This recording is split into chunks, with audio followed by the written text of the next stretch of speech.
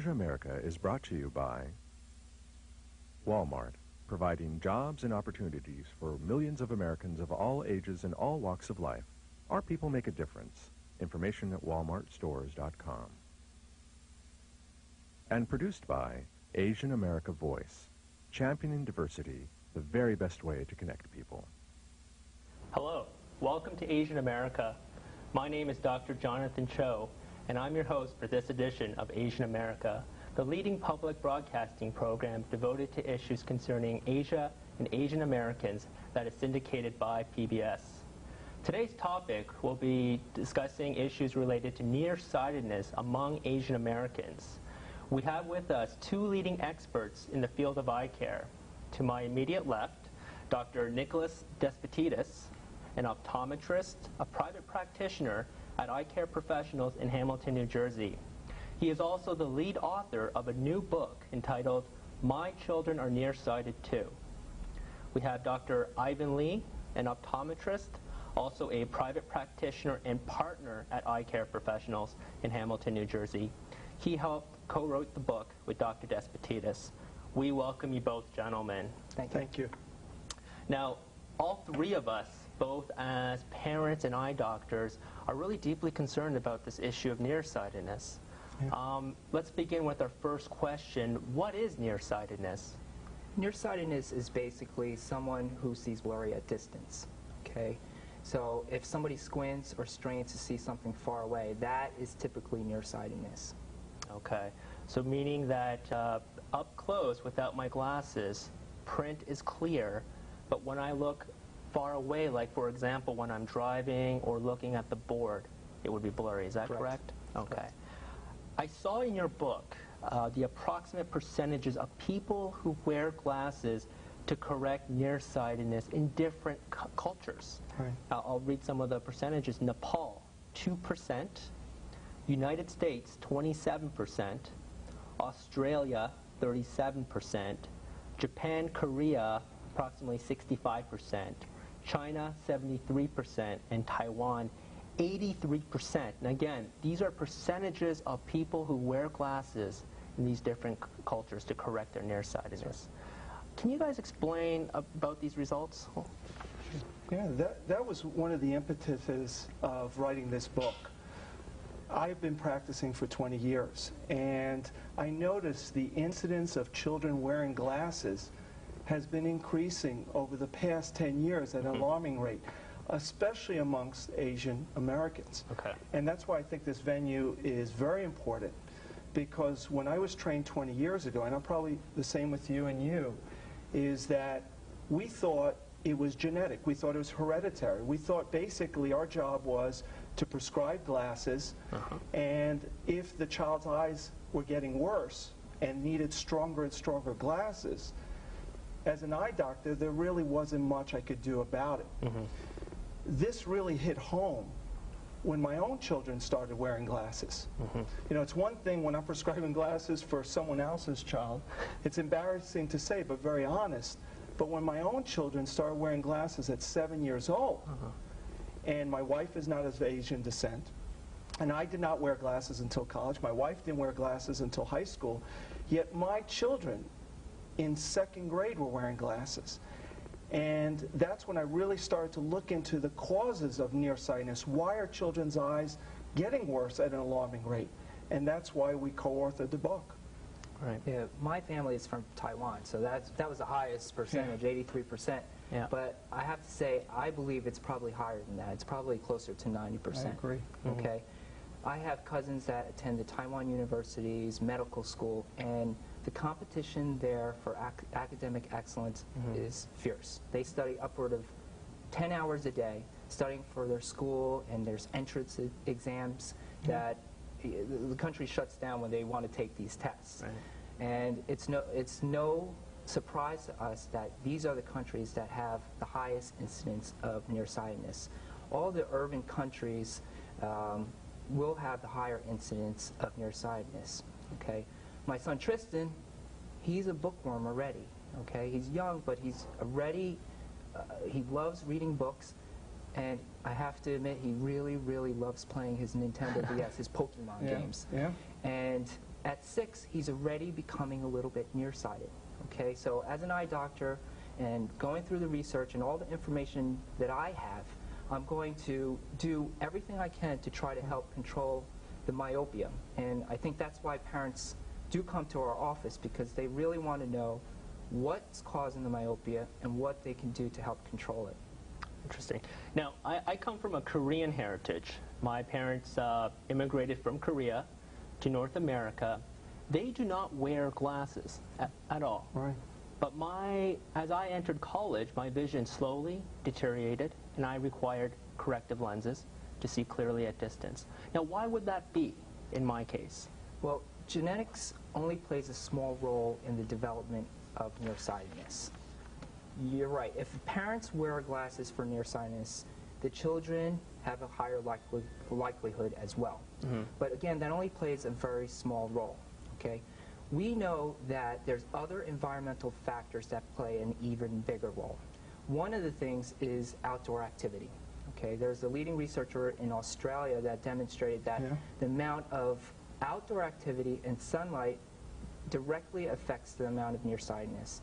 And actually, the lowest amount of nearsightedness was associated with higher outdoor activity. Okay? The second thing is diet. We know that the diet has changed remarkably, I would say, the last few decades. There's more refined sugars and processed food, and the diet's becoming a little unbalanced. And we need certain vitamins and minerals to really have a strong eye and development of the eye. A healthy eye. A healthy eye. And the last thing, and I think it's probably the most important, is we know through many studies now that the amount of close work, intense close work, is directly associated with higher incidence of nearsightedness. And we see it in our culture right now. With the advent of computers, video games, and we talked about a little of competition, the amount of schoolwork that the kids are doing now is very high. So again, it's not surprising that we're seeing a great rise in nearsightedness. Now, I read in the book, both your sons were nearsighted. Right. Is that correct? And started at a very early age. Okay. So here we are with Dr. Lee's son, who's an avid reader. Okay. I don't know if you caught that, by age 5 or 6. And my children also, I encouraged that in the beginning. I remember when they were 3 years old, I encouraged them to play on the computer. I also enjoyed that when they played the Game Boy, this video game, because it would give me some peace and quiet. That's right. But then, lo and behold, around kindergarten, they started needing glasses. Now, I don't have any genetic predisposition to wearing glasses, as we said earlier, like yourself. My wife and I started wearing them later in life. But yet, they started developing at a young age. And Dr. Lee talked about competition, and it is certain cultures, I think, more than others. I am of Greek descent. I remember specifically as a youngster coming to my father and bringing home an exam that I may have gotten a 90 on, very excited. And he would look at me and say, "What happened?" So that encouraged me to work harder. And unfortunately, or fortunately, I've transferred that level of pressure to my children at a younger age. The difference is when I was done with my homework, I went to play outside, like Dr. Lee alluded to. I couldn't wait to get outside. There were no computers. There were no video games when I was younger. I finished my homework, it was checked, it was neat, and I played, as I'm sure you did when you were younger. And that's a big difference between my children and their childhood and my children. There were no indoor activities keeping me inside. Everything was outdoors, and now it's almost the opposite. Well, that makes a lot of sense to me. Now, thinking back to my childhood, I spent a lot of time playing outdoors, baseball, hockey. Entering college, the amount of near work intensified with the readings, the assignments, the final exams. Throughout the time, my vision progressively gotten worse. And that's what we're seeing. Yeah, and you know, a lot of parents and children who have myopia or nearsightedness, the real big concern is, you know, what can they do to stop or at least limit this progression of nearsightedness? Any thoughts? Yeah. That was the impetus for writing the book, My Children Are Nearsighted Too, and that patients parents ask me the same question. They ask both of us, and I'm sure you too. Why are my children's eyesight getting worse? Why can't my daughter see the blackboard or the big E on the eye chart, and they're only 7, 8, 9 years old? Right. Is it my fault? But sometimes they say to me, I don't wear glasses. Right. Or is it the husband's fault or the wife's fault? They blame the family. They're looking for a cause. Is it the TV? So parents, a common question is, does TV harm my children's eyes?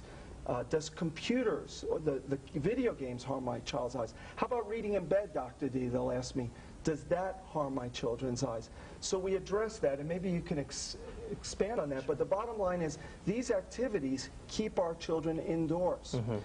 And although it's easy to say play outdoors, as parents, I could tell you my children are much older now, it's not easy to allow them to play 2 or 3 hours a day outside in today's society, at least where we live. That's what the study indicated. The child should play about 2 to 3 hours.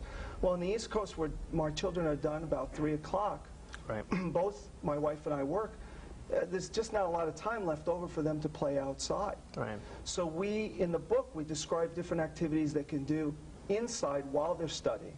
So, yeah, so go through when the parents come to our office, we tell them to practice something called visual hygiene. Okay? Because we know the kids can read a book, they can stay on the computer for hours at a time, and their eyes just don't get fatigued, so they just keep going.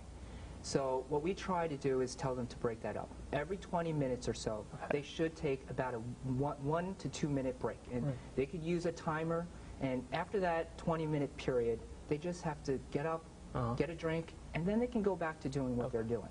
Okay? Distance is very, very important. Okay, we like them to hold the material about 12 to 14 inches away. The closer that they hold things, the more stress that it affects their vision. And posture is also very important. We don't want them to read off to the side or in bed, because that ultimately affects the reading distance. Okay? Lighting is very important. We want good light source.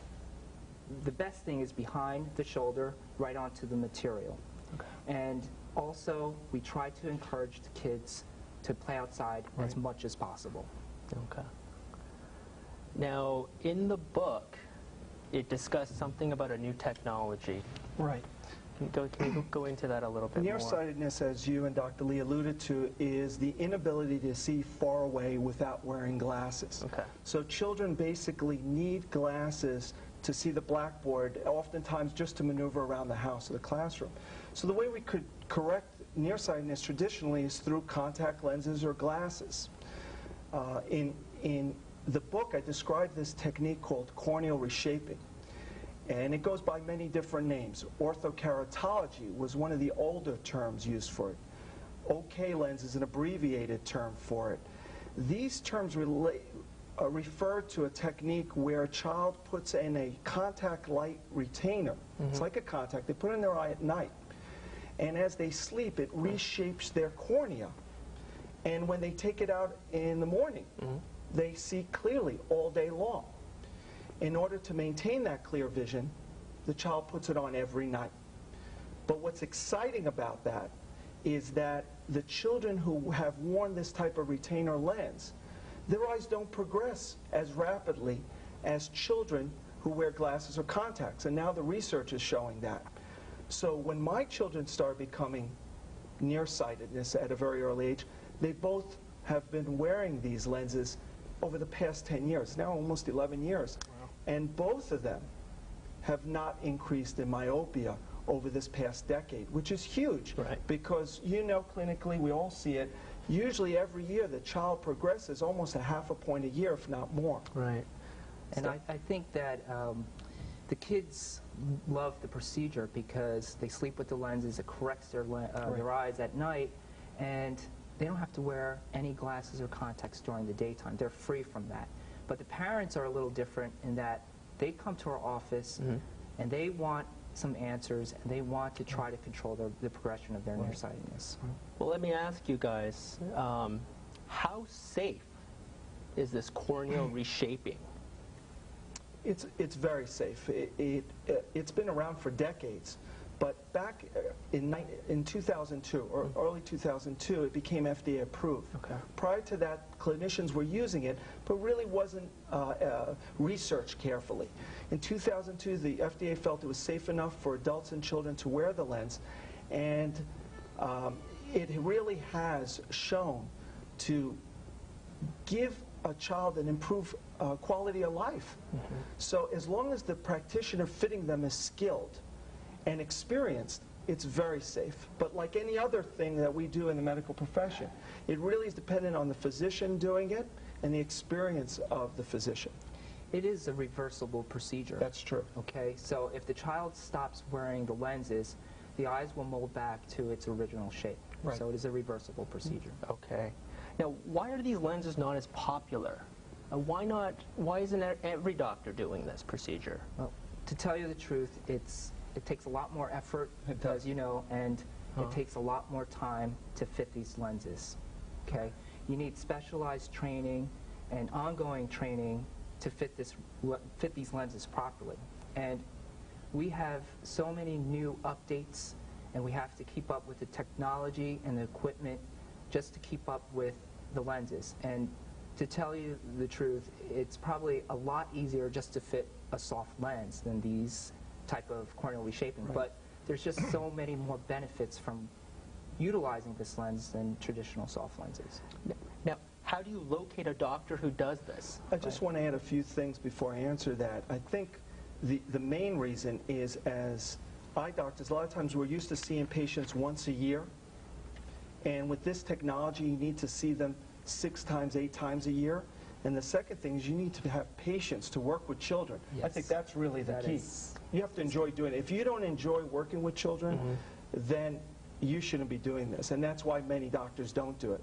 As far as where do you locate a doctor, the best way of doing this, I write this in the book extensively, is find a friend or family member who's done it. Even if they're in a different state, they will help you locate someone via the internet. But friends, family are the best way to locate someone. Okay, very good. Now, what happens if we let nearsightedness go and just continue to progress without any sort of intervention?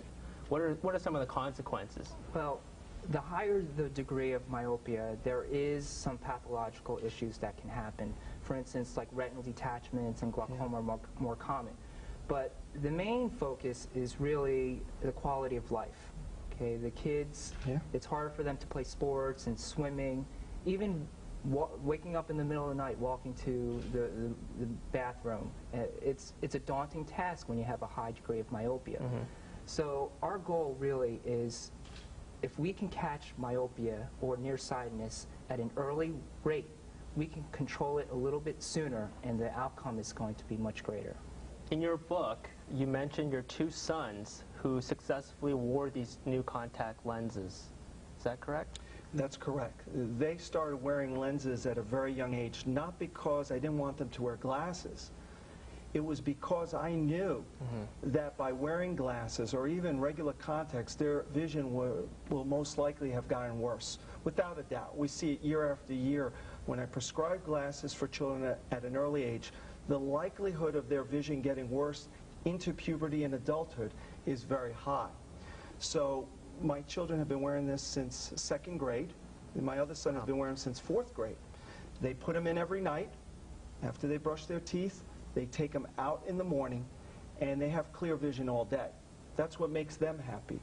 What has really made myself and so many parents happy is they don't need glasses during the day. And their progression of their myopia or nearsightedness has been stabilized. Wow. So if they stop wearing it today, 10 years later, they're both going to the university, their vision hasn't changed, it hasn't deteriorated. So as a parent, that's huge. And I know Dr. Lee will agree with me, the worst feeling that I have is telling a parent that their child needs glasses. Okay. And the second worst feeling is when I have to tell them that their child's eyes are getting worse. Yeah. A lot of parents come to our office because they feel that nearsightedness is more of a disease than just correcting with eyeglasses, as other people feel. So they really want a treatment for it. okay? We can't say that we're going to cure nearsightedness, but we can help control it, okay? And because it's such, they feel it's such a medical condition, they feel like that they're hurt and their emotions are pretty strong because they really feel like their children have a problem.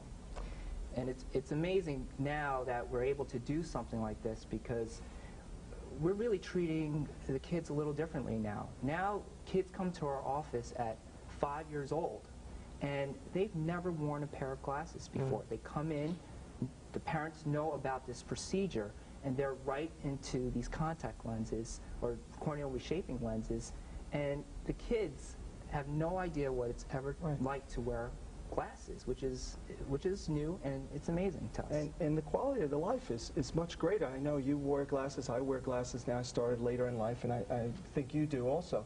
Wearing glasses is debilitating, and the higher the numbers go, the more nearsightedness you become. It really does affect your quality of life, whether it's at the beach or at the pool, like Dr. Lee said.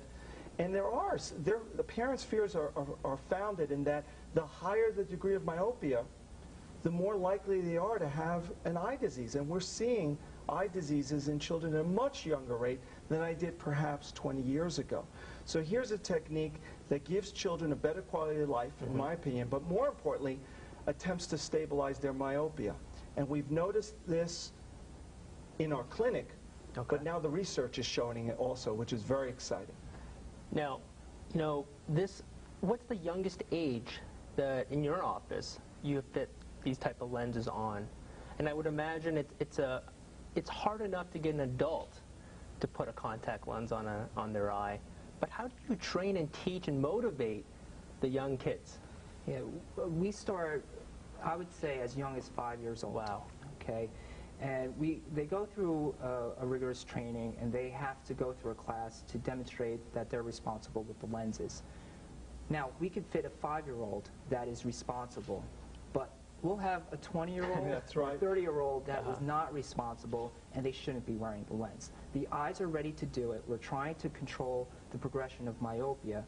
So their eyes are ready. It's just, is the parents willing to go through the process of fitting this lens with their child? Right. Okay. Right.